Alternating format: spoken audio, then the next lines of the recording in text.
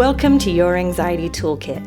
I'm your host, Kimberly Quinlan. This podcast is fueled by three main goals. The first goal is to provide you with some extra tools to help you manage your anxiety. Second goal, to inspire you.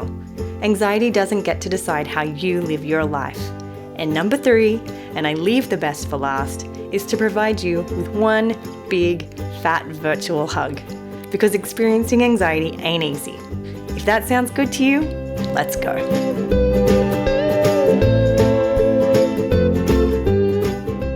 Welcome back, everybody. We are on episode 2 of the Sexual Health and Anxiety series. Today, I will be the main host and main speaker for the episode, talking about arousal and anxiety. This is a topic that goes widely misunderstood, particularly in the OCD and anxiety field, where people are having arousal that they can't make sense of. It's also very true of people with PTSD. They're having arousal that makes no sense to them, that confuses them, that increases anxiety, increases shame, increases guilt. And from there, it all becomes like a huge mess to them. And it becomes incredibly painful, and it's just so messy they can't make sense of it. So my hope with this episode is to help you understand the science behind arousal and the science behind arousal and anxiety so that you can move forward and manage your anxiety around arousal and manage your shame and guilt and sadness and grief around arousal and have a better relationship with your body and with yourself and your soul. Now, these are more difficult conversations. I have talked about them in the past. And so I want you just to go into this really, really gentle, really open with compassion and kindness and curiosity. Your curiosity is going to help you immensely as you move through this series, as you move through some of the difficult conversations we're going to have, maybe a little bit embarrassing, humiliating, and so forth. Even me telling my kids that I'm so excited I'm doing a series on sexual health. They're like, Mom, you can't talk about that to other people. And I'm like, yes, I can. And we're going to talk about it. And hopefully, when you're old enough, you'll be able to listen to this and you'll be so glad that we're having conversations around this and taking the shame and stigma and misinformation out of it. Okay? So I'm going to go straight into the episode. This is our episode on understanding arousal and anxiety. We are going to come on next week talking about an entire different subject about sexual health and intimacy and arousal and anxiety. And so I am so excited. Stick around, enjoy every bit of it, take as many notes as you can, but please, please be kind to yourself. All right, let's get to the show. So let me preface the episode by, we're talking about anxiety and arousal. If I could have one person on the podcast, it would be Emily Nagoski. I have been trying to get her on the podcast for a while. We will get her on eventually. However, she's off doing amazing things, Netflix specials, podcasts, vet documentaries. She's doing amazing things. So hopefully one day. But until then, I want to really highlight her as the genius behind a lot of these concepts.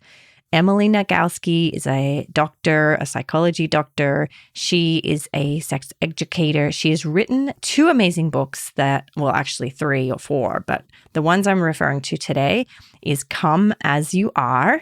It's an amazing book, but I'm actually in my hand holding the Come As You Are workbook.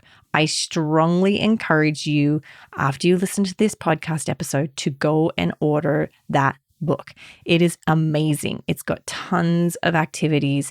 It might feel weird to have the book. You can get it on Kindle if you want to have it be hidden, but it's so filled with amazing information. And I'm going to try and give you the pieces that I really want you to take away. And if you want more, by all means, go and get the workbook. The workbook's called the Come As You Are Workbook, A Practical Guide to the Science of Sex.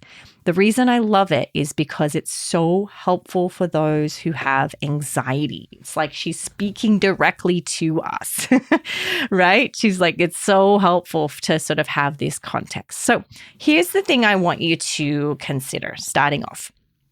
A lot of people who have anxiety report struggles with arousal.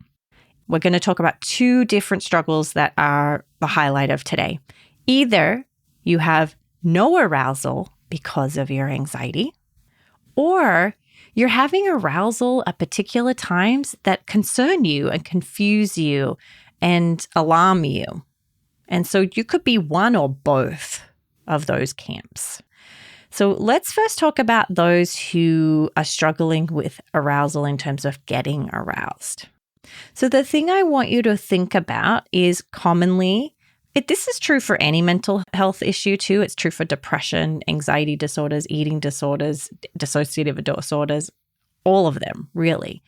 But the thing I want you to remember no matter who you are and what your experience is, even if you have a really healthy experience of your own sexual arousal and you're feeling fine about it, we all have what's called inhibitors and exciters, which here is an example. So an inhibitor is something that inhibits your arousal. An exciter is something that excites your arousal. Now, you're probably already feeling a ton of judgment here, like I shouldn't be aroused by this and I should be aroused by this. And what if I'm aroused by this and I shouldn't be, and so forth. I want us to take all the judgment out of this and just look at the content of what inhibits our arousal or excites our arousal. Because sometimes, and I'll talk about this more, sometimes it's for reasons that don't make a lot of sense, and that's okay. Okay? So let's talk about an inhibitor, something that pumps the brakes on arousal or pleasure. Could be either. There's exciters, which are the things that really like the gas pedal, right? Like they just really bring on arousal, bring on pleasure, and so forth. So we have the content. The content may be first mental or physical, and this includes your health, your physical health. For me, I know when I am struggling with POTS, arousal is just barely a thing, right? You're just so wiped out and you're so exhausted and your brain is foggy and it's just nothing. And so that would be, in my case, an inhibitor. I'm not going to talk about myself a lot here, but I was just using that as an example. So, you might say your anxiety or your obsession is an inhibitor. It pumps the brakes on arousal. It sort of makes it go away. So worry is one. It could also be other physical health like headaches or tummy aches or, as we said before, depression. It could be hormone imbalances, things like that. So it's always important. Go and speak with your doctor, right? That's super important. Make sure medically everything checks out if you're noticing a dip or change in arousal that's concerning you. Next one, in terms of content that may either excite you or inhibit you, is your relationship, right? If your relationship's going well, you may or may not have an increase in arousal, depending on what turns you on. If your partner smells a certain smell or stench that you don't like, that may pump the brakes. But if they smell a certain way that you do really like and you really is arousing to you, that may excite your arousal. It could also be the vibe of the relationship. A lot of people said, at the beginning of COVID, there was a lot of fear. So that was really, really strong on the brakes. But then all of a sudden, no one had anything to do and there was all this spare time. So all of a sudden, the vibe is that's what's happening. Now, this could be true for people who are in any partnership, or it could be just you on your own too, right? There are things that will excite you and inhibit your arousal if you're not in a relationship as well. And that's totally fine. This is for all relationships. There's no specific kind. Setting is another thing that may pump the brakes or hit the gas for arousal, meaning certain places, certain rooms, certain events. Did your partner do something that turned you on? It could also be, going back to physical, it could also depend on your menstrual cycle. people have different levels of arousal depending on different stages of their menstrual cycle. I think the same is true for men, but I don't actually have a lot of research on that. But I'm sure there are some hormonal impact for men as well. All right. There's also ludic factors, which are like fantasy, whether you have a really strong imagination that either pumps the brakes or puts the gas pedal in terms of arousal. It could be like where you're being touched. Sometimes there's certain areas of your body that will set off either the gas pedal or the brakes.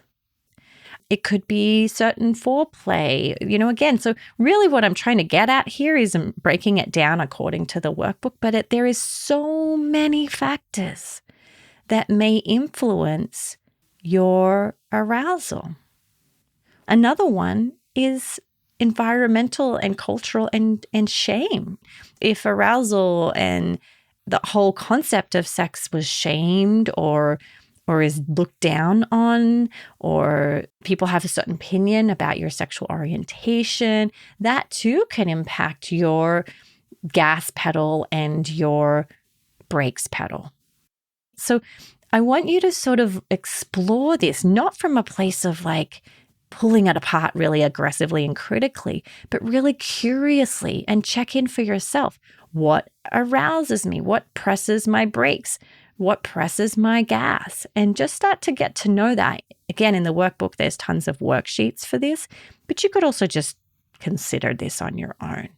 Write it down on your own. Be aware over the next several days or weeks. Just jot down in a journal like what you're noticing. Okay? Now, before we move on, we've talked about a lot of people who are struggling with arousal and they've got a lot of inhibitors and brake pushing. There are the other camp who have a lot of gas pedal pushing. And I speak here directly to the folks who have sexual obsessions, because often if you have sexual obsessions, the fact that your sexual obsession is sexual in nature may be what sets the gas pedal off, and all of a sudden you have arousal for reasons that you don't understand, that don't make sense to you, or maybe go against your values. So I've got a quote that I took from the book and from the workbook of Emily Nagoski's. This is not, again, none of this is my personal stuff. I'm quoting her and citing her throughout this whole podcast. She says, quote, "Bodies do not say yes or no. They say sex-related or not sex-related," end quote. So let me say it again. Bodies do not say yes or no. They say sex-related or not sex-related. So this is where I want you to consider, and I've experienced this myself, is just because something arouses you doesn't mean it brings you pleasure. Main point. We've got to pull them apart.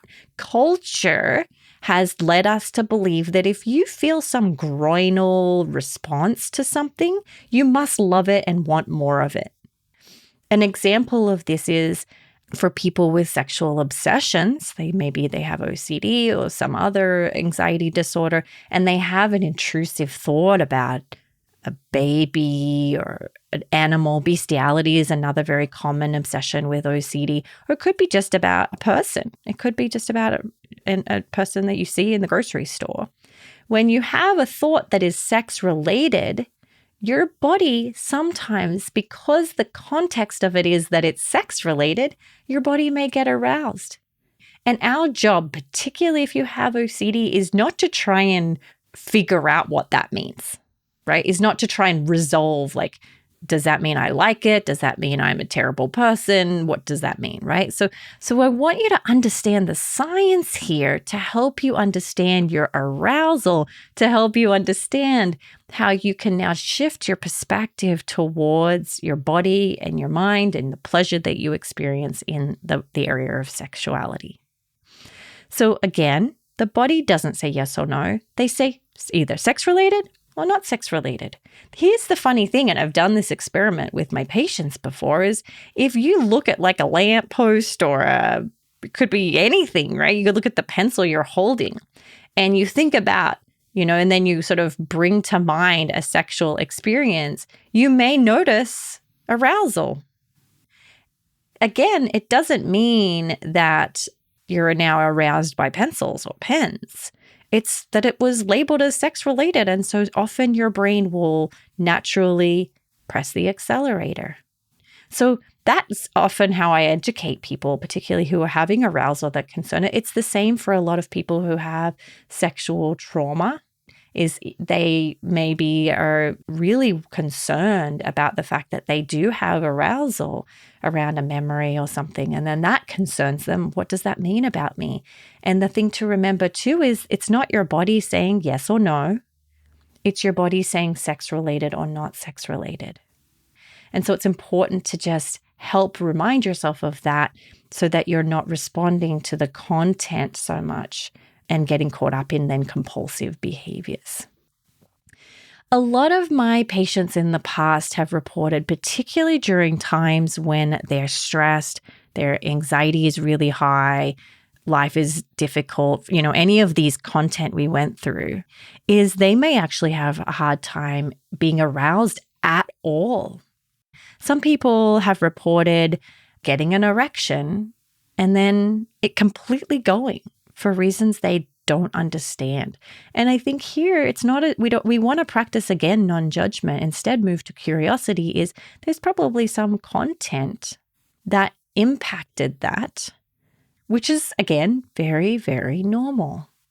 This is why when I'm talking with patients, I've done episodes on this in the past, and we've in fact had sex therapists on the podcast in the past, is they've said, if you've lost arousal, it doesn't mean you give up. It doesn't mean you say, oh, well, that's that. What you do is you move your attention to the content that pumps the gas.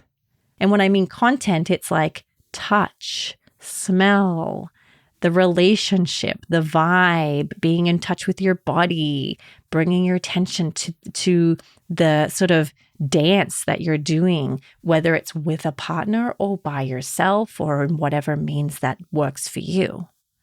So you can bring that back. There's another amazing book called Better Sex Through Mindfulness. And it talks a lot about bringing your attention to one or two sensations, touch, smell being two really, really great ones.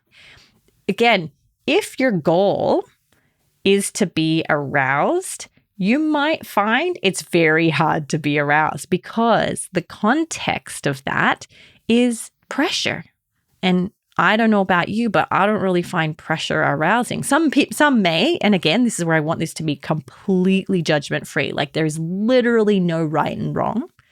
But pressure is usually not that pleasurable in many cases, particularly when it's forceful and it feels like you have to sort of perform a certain way. Again, some people are at their best in performance mode, but I want to sort of just remind you, the more pressure you put on yourself on this idea of ending it well, it's probably going to make some anxiety. Same with like test anxiety. The more pressure you put on yourself to get an A, the more you're likely to sort of spin out with anxiety. It's really no different.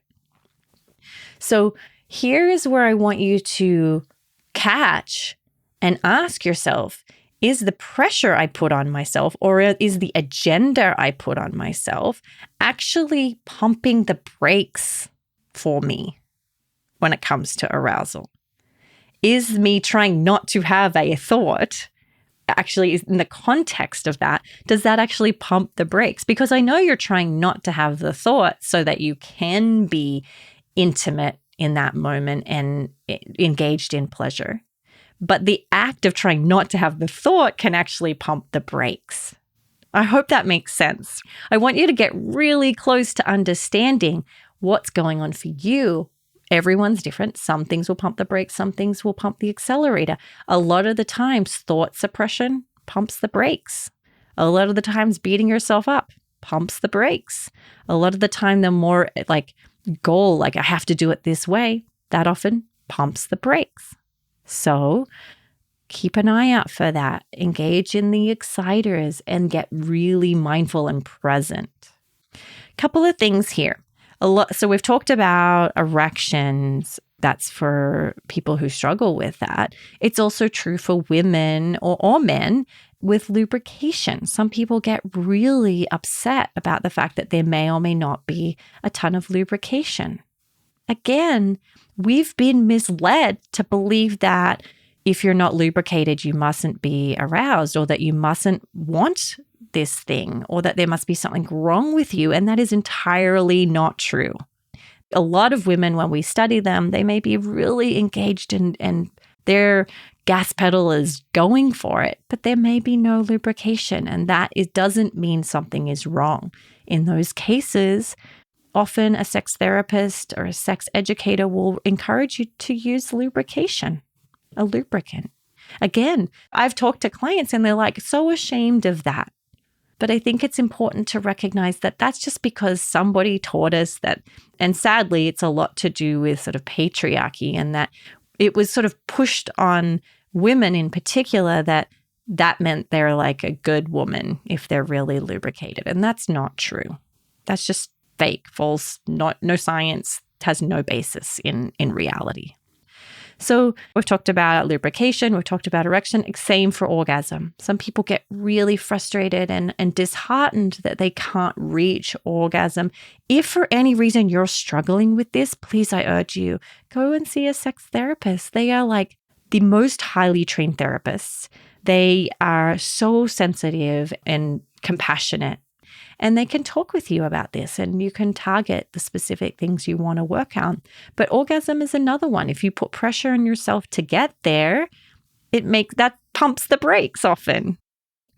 What I want you to do, and this is your homework, is don't focus on arousal. Focus on pleasure. Focus on the thing that, again, it's really about being in connection with your partner or yourself. Right? As soon as you put a list of to-dos with it is often when things go wrong. Just focus on being present as much as you can, and in the moment being aware of, move towards the exciters, the gas pedal things, right? Move away from the inhibitors. Be careful there again, for those of you who have anxiety, is that doesn't mean thought suppress. That doesn't mean judge your thoughts, because that in and of itself is an inhibitor. Often. So I want to leave you with that. I'm going to, in the future, do a whole nother episode about talking more about sort of this idea of arousal non-concordance, which is that quote I use, like the bodies don't say yes or no, they say sex-related or not sex-related. So I'll do more of that in the future. But for right now, I want it to be around you exploring your relationship with arousal, understanding it, but then putting your attention on pleasure. Being aware of both, being mindful of both.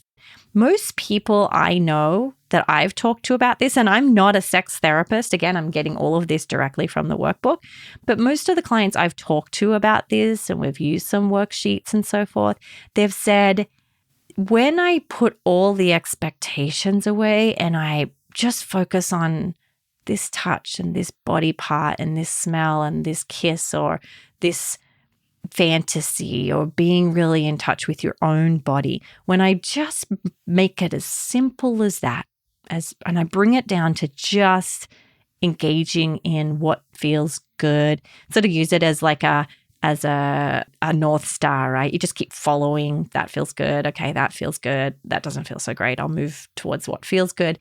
Is moving in that direction non-judgmentally and curiously, that they've had the time of their lives. And so I really just want to give you that gift, right? Is like focus on pleasure, focus on non-judgmentally and curiously being aware of what's current and present in your senses. Okay? That's all I got for you for today. I think it's enough. Do we agree? I think it's enough, right? I could talk about this all day. To be honest, and I've said this so many times, if I had enough time, I would go back and I would become a sex therapist. It is a huge training. Sex therapists have the most intensive, extensive training and requirements. I would love to do it. But one day, I'll probably do it when I'm like 70, and that will be awesome. I'll be down for that for sure. I just love this content. And now, again, I want to be really clear. I'm not a sex therapist. And so I still have tons to learn. I still have, like, even what we've covered today, there's probably nuanced things that I could probably explain better or, again, which is why I'm going to stress to you, go and check out the book. Like, I'm just here to try and get you, I was thinking about this. Remember, I just recently did the episode on the 3-day silent retreat, and I was sitting in a meditation. I remember this so clearly. I'm just going to tell you this quick story. And I was like thinking, for some reason, my mind was a little scattered this day. And something came over me where I was like, wouldn't it be wonderful if I didn't just treat anxiety disorders, but I treated the person and the many problems that are associated with the anxiety disorder? Like, isn't that a beautiful goal? Like, isn't that so it? Because it's not just the anxiety, it's the little tiny areas in our lives that it impacts. And that's when I out of me, as soon as I finished the meditation, I went on to my I have this organization board that I use online, and it was like, arousal, let's talk about pee and poop, which is an episode we recently did. Let's talk about all the things, because anxiety affects it all. And we can make little changes in all these areas, and little changes make slowly, you get your life back. So I hope this gives you a little bit of your sexual expression back, if I could put it into words. Maybe not expression, but just your relationship with your body and pleasure. Okay? I love you. Thank you for staying with me for this. This was brave work you're doing. You probably had a few cringy moments. Hopefully not. Again, none of this is weird, wrong, bad. This is all human stuff. So finish up. Go check out the book. Her name is Emily Nagoski. I'll leave a link in the show notes. One day we'll get her on. But in the meantime, I'll hopefully just give you the science that she's so beautifully given us. Please note that this podcast or any other resources from cbtschool.com should not replace professional mental health care. If you feel you would benefit, please reach out to a provider in your area. Have a wonderful day, and thank you for supporting cbtschool.com.